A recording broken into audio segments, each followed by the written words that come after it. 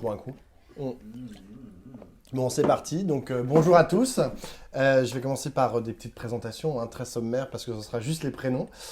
Marie, Pablo, à nouveau, Loïc, à nouveau, et Sarah, nouvelle dans cette aventure, j'ai envie de dire. Le test. Exactement. Et moi, donc, Pablo, le deuxième Pablo. Alors, on a un peu changé les règles par rapport à la semaine dernière et aux semaines précédentes. Cette fois, on a deux sujets qui vont durer 20 minutes chacun, avec à chaque fois une règle. Donc, je ne connais pas les sujets et je ne connais pas les règles. C'est Pierre Jacquemin, donc le rédacteur en chef, qui les a élaborés. Donc, on va découvrir le premier sujet avec la première règle.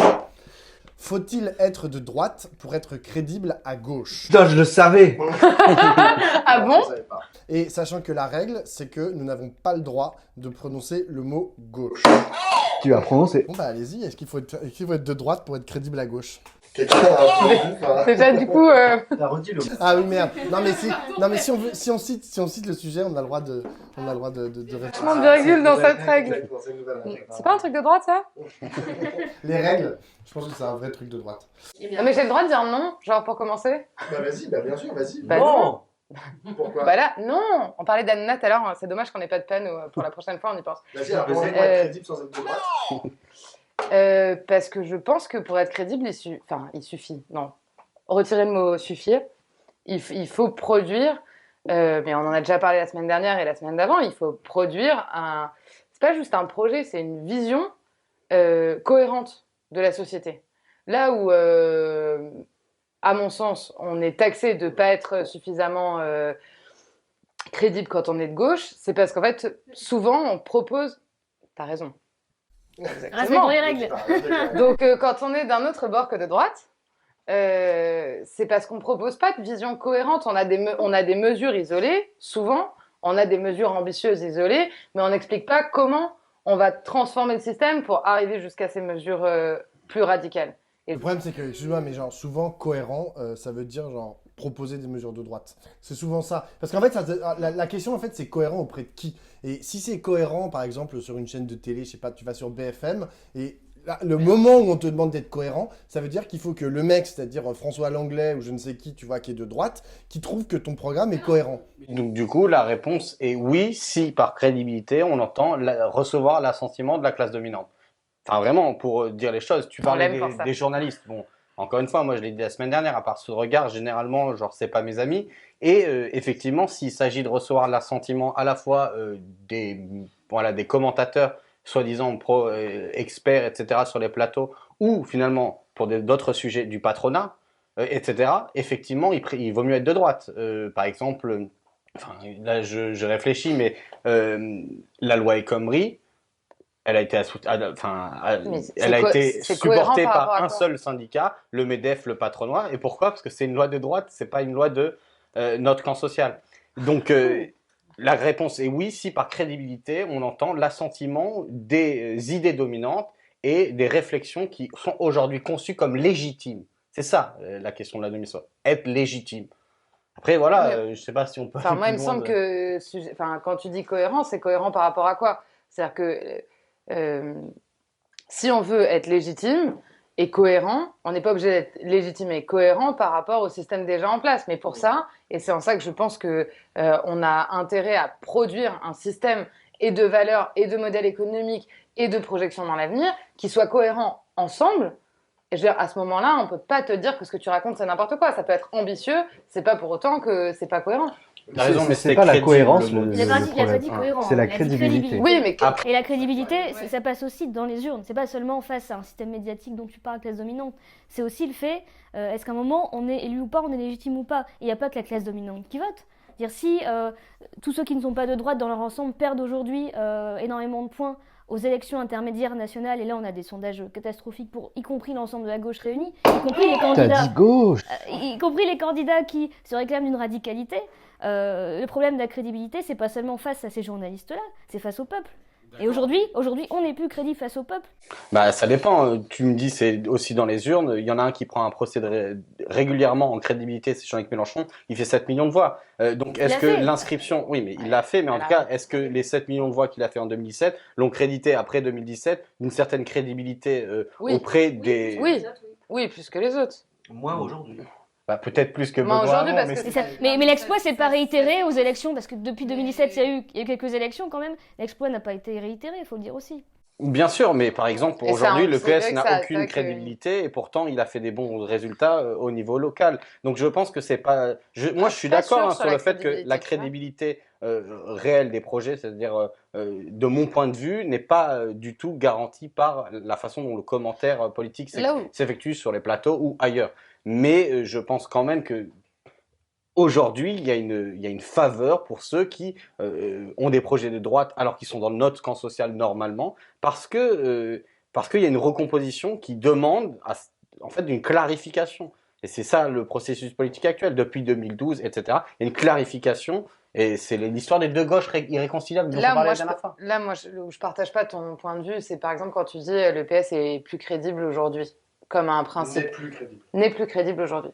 Il me semble que c'est pas tout à fait juste. C'est-à-dire que sa capacité, la foi que placent les gens dans la capacité du Parti socialiste à incarner seul cette voie de transformation profonde que pour autant ils peuvent aujourd'hui appeler est probablement faible. Est-ce que pour autant les gens pensent que leur projet est crédible? Probablement plus que celui que porte Europe Écologie Les Verts ou que porte la France Insoumise. Mais je pense que le défi pour les gens de notre camp social et particulièrement pour les gens qui ont une certaine part de radicalité, c'est justement d'expliquer comment, on en parlait la dernière fois, c'est quoi la transition écologique quand on se dit ça va changer quoi au quotidien? Ça veut dire quoi? Ça veut dire que j'aurai plus de téléphone? Ça veut dire que je pourrai pas en changer tous les ans? Ça veut dire que j'aurai un ordinateur? J'en aurai pas? J'ai le droit à une télé, deux télés? J'ai le droit de partir en voyage? Est-ce que je peux prendre l'avion? En fait, je pense qu'évidemment le débat de la transition écologique se pose pas comme ça, mais je pense qu'il nous revient pour crédibiliser notre propos, rendre crédible, c'est le rendre cohérent. Et le rendre cohérent, y compris en expliquant comment on va passer du point qui est le nôtre aujourd'hui, celui d'une société libérale et de plus en plus libérale, vers la société qu'on appelle de nos voeux. En vérité, je pense qu'il y a deux points en fait qui fondent en fait la crédibilité, soit d'un programme ou d'un récit, soit d'une personnalité dans le cadre d'une élection. Je pense que le premier point, et c'est hélas un des plus importants, c'est la crédibilité effectivement par rapport aux classes dominantes sur des questions en fait qui sont très précises. C'est souvent la question économique, c'est-à-dire qu'on renvoie souvent dans les cœurs de la gauche en disant « Oh, bah, de toute façon, on comprend rien, enfin, c'est pas crédible économiquement ».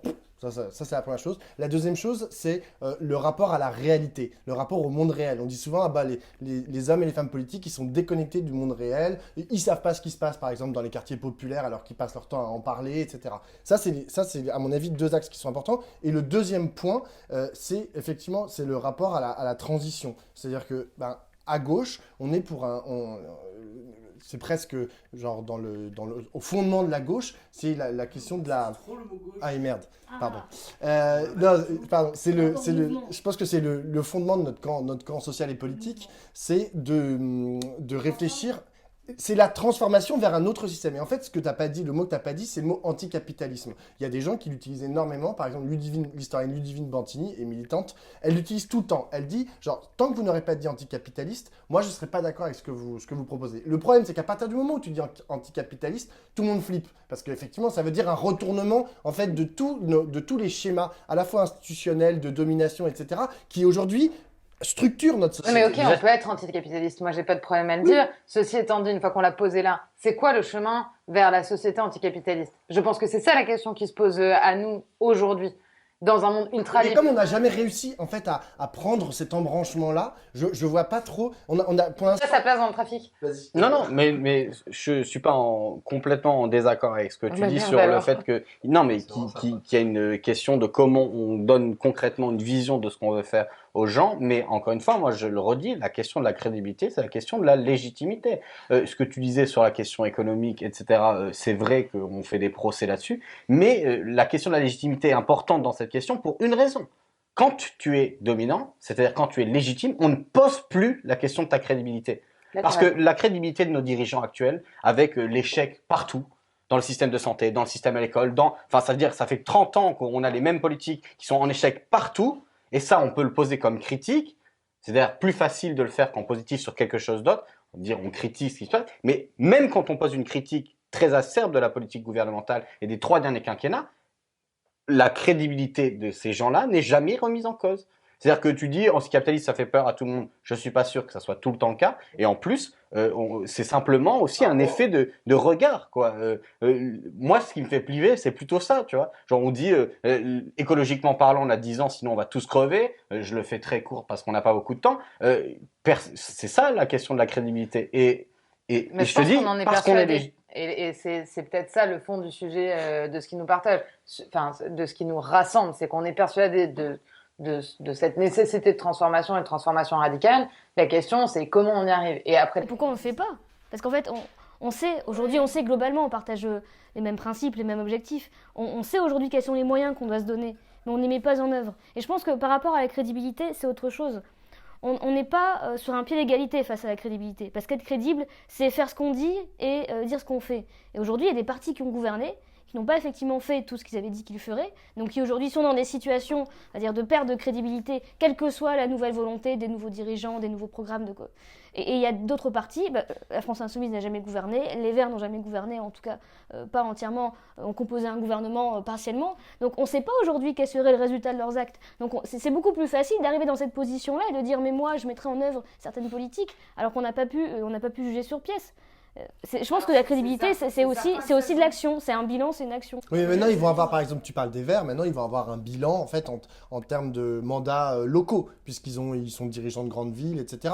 La France Insoumise, par exemple, ils ont aussi un bilan à faire valoir en matière d'opposition au Parlement, c'est-à-dire de construction de la loi, etc. Tu vois, genre, Et puis, encore une fois, on peut aussi se poser la question du projet. Enfin, je veux dire, en vérité, c'est ça le truc le plus important, tu vois, c'est vers où tous ces gens veulent nous emmener. Parce que, bon, Emmanuel Macron, effectivement, il est au pouvoir, tu vois, mais il veut quand même nous emmener vers quelque part qui, pour l'instant, n'est pas réalisé. Et c'est là-dessus, en fait. C'est-à-dire que quand il fait, par exemple, son truc France 2030, là, comme il y a 3 jours, quand il dit France 2030, on est obligé de croire sur pièce. Enfin, je veux dire, il n'est pas... On n'est pas directement en 2030, donc... D'abord, on n'est pas directement en 2030, mais... Il faudra projection, quand même. Oui, qu'il y ait un peu de projection. Le plan, je trouve totalement ubuesque. Enfin, voilà, on peut avoir des points de critique sur le plan, mais qui est une trajectoire, a priori, c'est à peu près censé.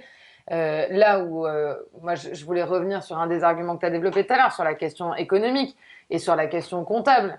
En fait, faire de la politique, c'est pas être un super comptable, et être de droite, c'est pas être un super comptable. Parce je pense pas qu'on puisse dire aujourd'hui que Macron est de gauche, et a priori, quand il a fallu sortir les milliards par centaines pour le Covid, par miracle, on les a trouvés. Mais comme en 2008, quand il a fallu trouver les milliards pour la crise économique, on les a trouvés.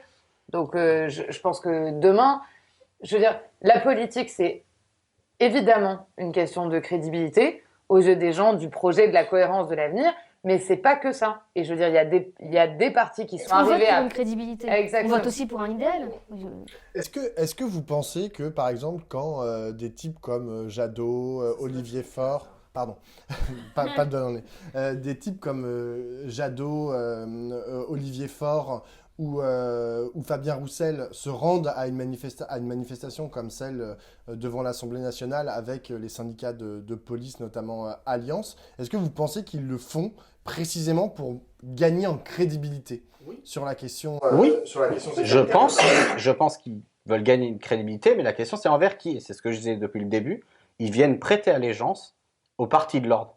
Ils viennent prêter allégeance, c'est-à-dire aux institutions actuelles, aux classes dominantes actuelles, aux syndicats factieux qui tiennent clairement la police, et ils viennent dire « Nous serons là pour vous soutenir, nous serons là pour continuer la politique répressive, nous serons là pour ne pas toucher à la police, pour pouvoir vous donner encore des avantages et jamais des sanctions. » Et donc, effectivement, je pense que la démarche, c'est de dire on y participe parce que vous comprenez, on est au-dessus on va dire, des contestations un peu infantiles, des partis de gauche qui disent... Des partis de notre camp social qui disent des extrémités, etc. C'est toujours ça le discours. Et ça se calque d'ailleurs au discours médiatique, etc. etc. participer à ce genre de manifestation, en plus Olivier Faure s'en a expliqué, c'est pas pour défendre des prises de position, c'est parce qu'il faut aujourd'hui réinvestir un certain nombre de sujets. C'est au-delà de la question d'être crédible face à ce que tu appelles partie de l'ordre. Moi je sais pas ce que c'est, il y a la police, s'il y a des individus qui commettent des délits au sein de la police, ils sont jugés, enfin, voilà, c'est comme ça que ça doit se passer dans un régime normal. Mais par rapport à ça, il y a un certain nombre de sujets qu'on a laissé aussi à la droite, à l'extrême droite, la justice, la sécurité, et c'est pas ne pas être d'un camp social réformateur ou radical que de vouloir s'en emparer. Après, on n'apporte pas les mêmes réponses, mais il faut en parler, Le Parti de l'Ordre, c'était une référence donc au 19e, mais c'est pas grave. Ce que je voulais dire par Parti de l'Ordre, c'est donc la répression antilibérale de la société, c'est-à-dire les lois diversistiques qui avancent. Vous en avez voté plein de fois quand vous étiez au gouvernement. Pardon. Quand tu manifestes avec Zemmour, tu donnes pas la même réponse, ça n'a aucun sens. Pour faire péter les digues de la Constitution. Pour faire péter les digues de la Constitution, faire rendre gorge à la justice. Tu peux manifester pour la police, pour une idée de la police, mais pas main dans la main avec des gens comme Éric Zemmour. Non mais en fait, ils ont les mêmes idées, donc c'est plutôt cohérent. Je pense profondément, je l'ai déjà dit, que ce soit et à Olivier Faure et à Jenny Cadot, donc je n'aurais pas de mal à le répéter. Je pense que c'était une erreur politique lourde d'aller à cette manifestation. C'était une erreur politique lourde parce qu'en fait le piège était énorme et que je veux dire, qui que ce soit qui travaille un peu sur les questions de sécurité aujourd'hui, c'est que la base syndicale aujourd'hui dans la police, les revendications aujourd'hui de la police sont compliquées. Ceci étant dit... Mais nous, on a un programme. Mais ceci étant dit, moi je pense qu'effectivement, on a laissé tout un tas de sujets à la droite et à l'extrême droite. Je pense clairement que c'est pas en allant manifester devant l'Assemblée nationale qu'on reprend n'importe quel sujet et qu'en plus ils sont tombés parce qu'ils pensaient non seulement gagner un peu de crédibilité sur la question de la sécurité et ensuite faire un énorme coup médiatique, je veux dire, et certains ont eu plus de chances que d'autres d'être moins sous les caméras que leurs voisins, mais globalement, je veux dire, c'était un accident industriel, voilà ce que j'en pense. Ça n'empêche qu'effectivement, il faut avoir un discours sur la sécurité, qu'on a besoin de sécurité, que ce soit de l'insécurité ou de la violence réelle, c'est-à-dire chiffrable, documentée, ou un sentiment de violence, nos concitoyens ont un sentiment de violence, donc il faut le prendre en main. Il y a un sujet police, on a besoin d'une police, on a besoin d'une police qui soit républicaine, pas au sens où on l'a tous dans la bouche en ce moment, mais républicaine au sens où la question déontologique, elle est primordiale. La police est d'abord au service de ses citoyens. Mais qui dit le contraire? C'est ça qui est marrant. Mais personne ne dit le contraire. Non mais si, parce que quand on dit on a laissé des sujets à l'extrême droite, déjà c'est faux. Ok, on a laissé les lubies tarées des mecs d'extrême droite à dire n'importe quoi sur les musulmans, sur l'immigration, etc. Mais sur la police, tu disais tout à l'heure, oui, il faut des réponses, bien sûr. Bah, la France Insoumise a un programme, les Verts ont un programme, les socialistes ont un programme, etc. Tout le monde a un programme. Personne ne dit il n'y a pas d'insécurité, tout se passe très bien. Proche, par ailleurs. Non mais peut-être d'ailleurs, tu vois. Mais ce que je veux dire, c'est qu'on ne laisse pas des sujets à l'extrême droite. Ça, c'est la façon dont se pose le commentaire politique sur les plateaux, parce que justement, là, on retrouve la question de, il y a des sujets où il y a des gens qui ont droit à la parole et il y a des sujets où on n'est pas légitime. Parce que si on n'est pas à cette manifestation, on est contre les policiers. C'est comme ça que c'est organisé le discours. Ce qui est complètement stupide.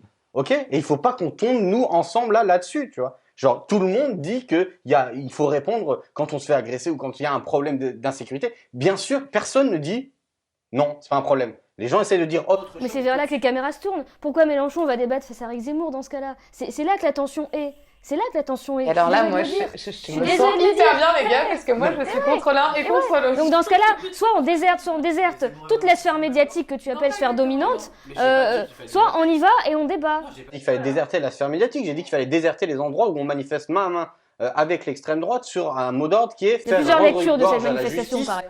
et faire péter les digues de la Constitution. Bon, allez, sujet suivant. Tu nous laisses sur un sujet chaud comme ça, comme la manifestation. Et là, ça va être un sujet, mais tout Il a fait pourri, exprès, ce bâtard. écrit par Pierre Jacquemin. Alors, deuxième sujet. Quand lui-même, il est étonné du sujet, on a du sujet à se faire, les gars. Colonisation, 2 points. La France doit-elle faire repentance? Ou demander pardon? Il a rajouté en dessous. Et avec une règle.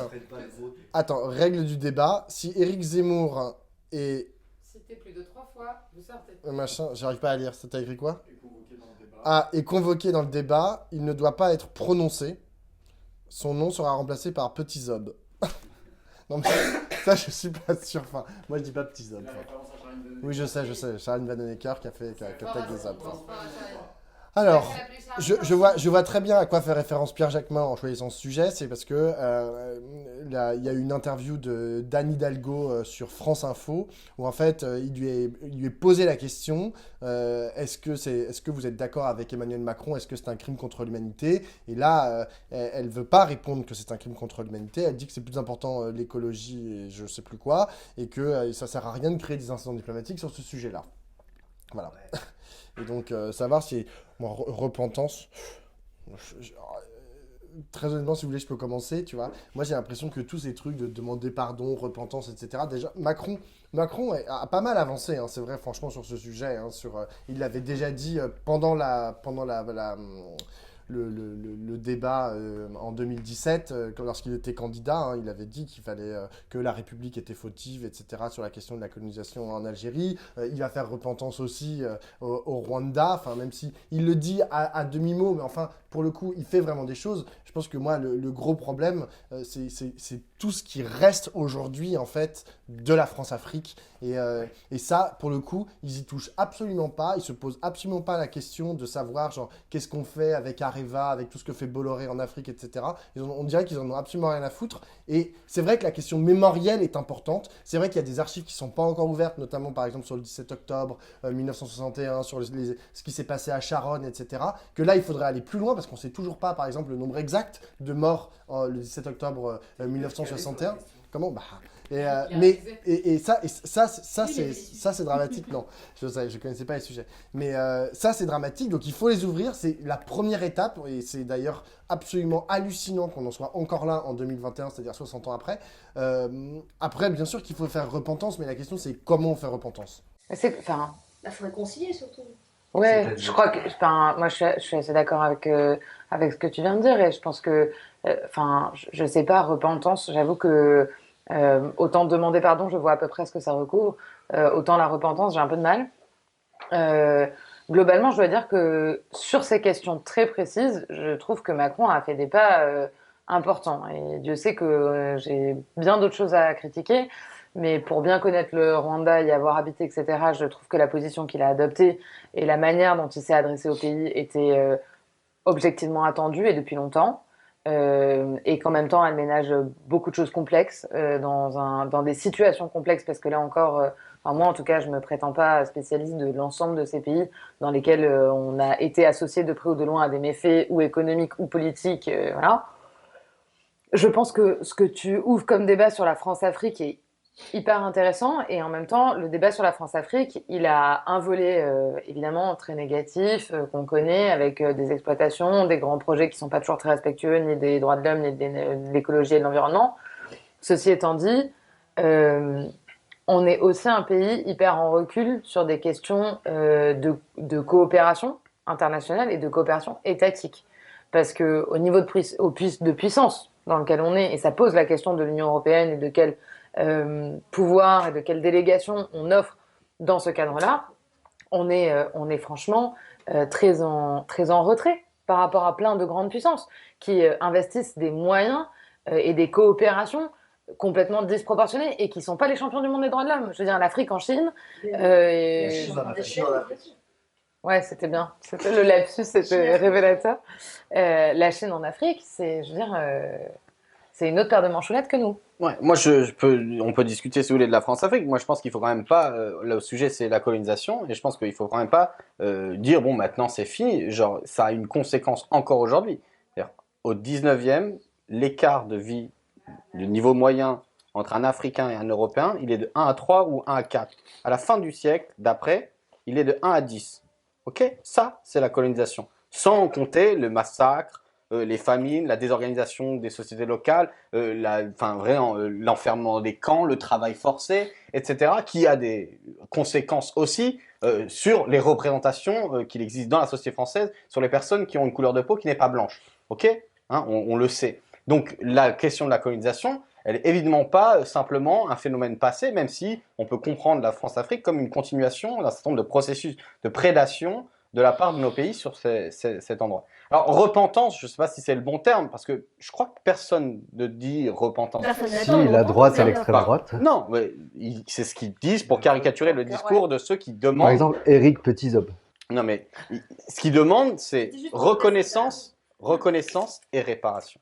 Reconnaissance, c'est ce qu'on disait, c'est là on a des efforts, il y a des efforts qui ont été faits, mais tu disais sur le 17, c'est ça la question. Donc reconnaissance déjà, si on est tous d'accord, c'est bien, mais ça veut dire qu'il faut aller beaucoup plus loin dans ce qu'on a fait. Quand Anne Hidalgo fait du négationnisme sur un plateau, je pense que ça devrait plus choquer. Pas si, parce que dire non, c'est pas un crime contre l'humanité. Attendez, Mais genre, les mots, de les quoi mots on ont un parle? sens. Mais Il y a bien une sûr, définition et elle nie juridique le du crime fait, contre elle nie le l'humanité. fait qu'un processus qui a été la colonisation a été un crime contre l'humanité. Je suis désolé. On a décimé les populations. Il y a une définition On a très précise du traité de Rome. juridique, mais tu qui sais très explique bien ce que sur c'est, les qui plateaux explique là, ce que c'est. on dit crime contre l'humanité. Mais je vais te dire une chose, que ce soit les personnes qui habitent ces pays-là, moi étant métisse, la moitié de ma famille est marocaine, je veux dire, personne n'attend qu'on arrive en leur disant on a fait preuve de repentance, il y a un crime contre l'humanité. Non, ce qu'il y a aujourd'hui c'est une reconnaissance, des réparations éventuelles, comment on chiffre, ça j'en sais rien, mais qu'il y ait en tout cas un acte qui soit fait, et surtout une réconciliation. Parce que le problème, je pense qu'il y a deux choses à ne pas mélanger. Il y a nos relations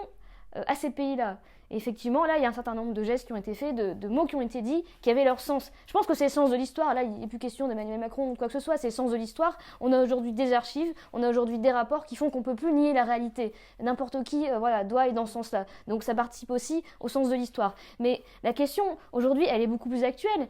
Quand on a en France des Français qui, comme moi, sont issus de ce métissage-là, qu'est-ce qu'on va dire? On va passer notre temps à dire bon, il y a la moitié de ma famille qui va s'excuser envers l'autre moitié. Mais personne ne dit ça. Non, j'ai pas envie. Non, mais personne ça, moi je disais J'ai exactement pas ce envie que de tu as ça. dit. Il y a des gens qui le disent. Moi, j'ai envie qu'on réconcilie. Et comment on réconcilie? On fait nation, on regarde vers l'avenir. C'est comme ça que ça fonctionne. Je pense qu'il faut pas rouvrir ce débat-là, en tout cas au sein de nos concitoyens. Je trouve que c'est quand même de mauvaise foi parce que je crois que là, aucunement, il est question de savoir si Intuitu Personae, la génération d'aujourd'hui, se repent vis-à-vis de la génération d'aujourd'hui ou la génération passée.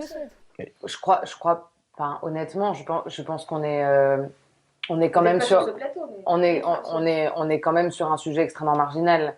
Et je crois que c'est, enfin, pardon, mais je crois qu'on est sur une demande extrêmement marginale, à la fois en France et à la fois à l'étranger. Je pense que le sujet, c'est pas ça, c'est comment on se positionne aujourd'hui vis-à-vis de pays dans lesquels on a une histoire qui est faite de beaucoup de sang, parfois de métissage et de progrès aussi.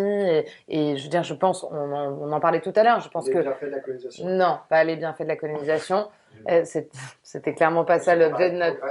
Non, Ok, je pense que notamment en France, il y a une immigration qui est issue de ces pays dans lesquels on a une histoire, et souvent une histoire sanglante, qui pour autant est une immigration de richesse et qui a construit une histoire partagée. Cette histoire, elle n'est pas que positive et elle n'est pas non plus que négative. Le bilan en est probablement très négatif du point de vue de ces pays-là, et c'est parfaitement entendable, et je pense qu'aujourd'hui on est tous prêts à le dire. Et de ces populations-là. Parce que moi je pense que genre les séquelles en fait que ça a laissé dans les populations, tu vois, dans les générations actuelles qui n'ont pas connu ces moments de colonisation pure et dure, tu vois, continuent à payer en fait les séquelles de la colonisation. Et les rapports par exemple interraciaux, interethniques, etc., les ghettoisations, le fait qu'aujourd'hui genre il y a des poches de pauvreté, tu vois, qu'on peut doubler en fait. France. Non, je parle en France. Moi, je parle de en France. Les techniques France. policières, etc. Exactement. Enfin, Juste finir ce que je disais tout à l'heure. Déjà, j'ai pas dit l'inverse de ce que tu dis. J'ai dit, je suis d'accord, personne n'est pour une repentance, mais de la réparation.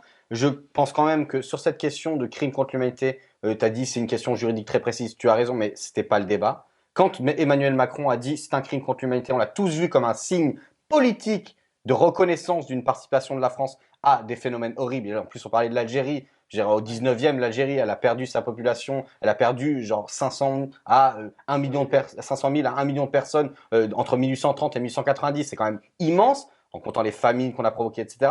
Et je pense Lui, que... il était précis, justement. C'est pas la question qui a été posée. Non, mais et justement, il a dit ce terme-là et personne ne lui a fait une querelle juridique. Il l'a fait pour un acte politique. Et c'est pour ça que je pense que ce qu'a dit Anne Hidalgo est une sottise, voire un cynisme. On parlait d'être crédible en étant de droite quand on est de gauche. Ben ça, c'est exactement la preuve que c'est ce que cherchent certaines personnes à Il faut faire. aussi choisir de passer sans emmener sur tous les sujets. Ensuite, sur la réparation, là, peut-être qu'on pourra en discuter plus précisément. Le pas de côté aurait pu être plus subtil. Je pense que c'est en fait le bilan de ce sujet, c'est que le pas de côté de Anne Hidalgo pour répondre à ce que tu disais là, le pas de côté d'Anne Hidalgo qui est entendable parce que peut-être qu'elle n'avait pas envie de disserter sur le sujet et après tout, pourquoi pas.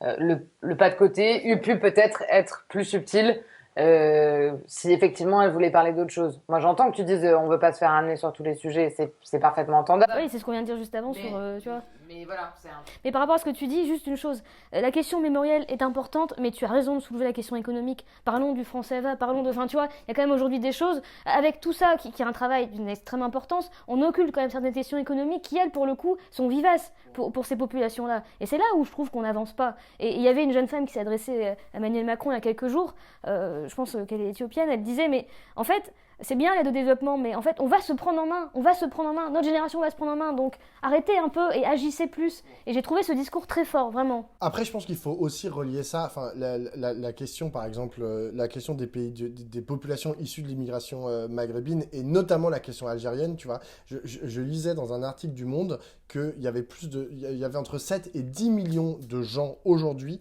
en fait, qui étaient de près ou de loin reliés très intimement à la question algérienne, parce qu'ils sont issus de l'immigration algérienne directement, ou parce que leurs parents ont été des pieds noirs, etc. C'est énorme, en fait, dans la population.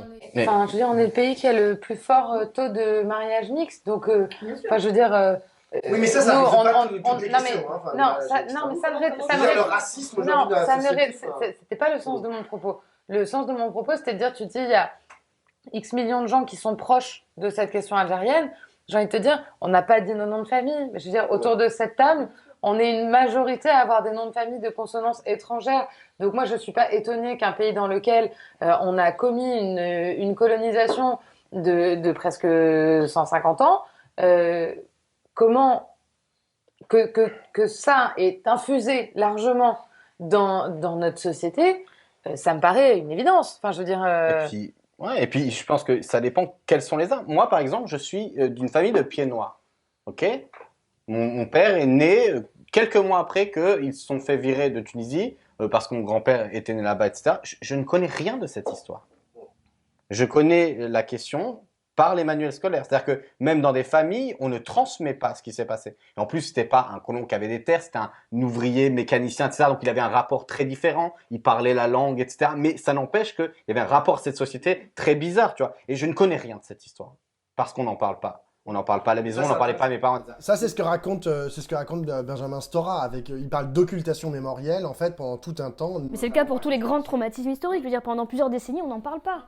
Parce que c'est trop frais, quoi. Ça rouvre trop de plaies. D'où reconnaissance, mais réparation, là où je suis d'accord avec ce que tu disais tout à l'heure, c'est quel doit être le sens de la réparation? Je pense déjà, politiquement, il y a une chose qu'il faudrait s'engager à faire, c'est que on soutienne, enfin que le gouvernement français, c'est pour ça qu'il faut gagner, hein, parce qu'on a bien vu que c'est pas le cas avec Macron, ne soutiennent pas en fait des personnalités peu fréquentables qui violent systématiquement même l'état de droit actuel des pays africains. Je parle du fait que genre, je parle de Macron qui va assister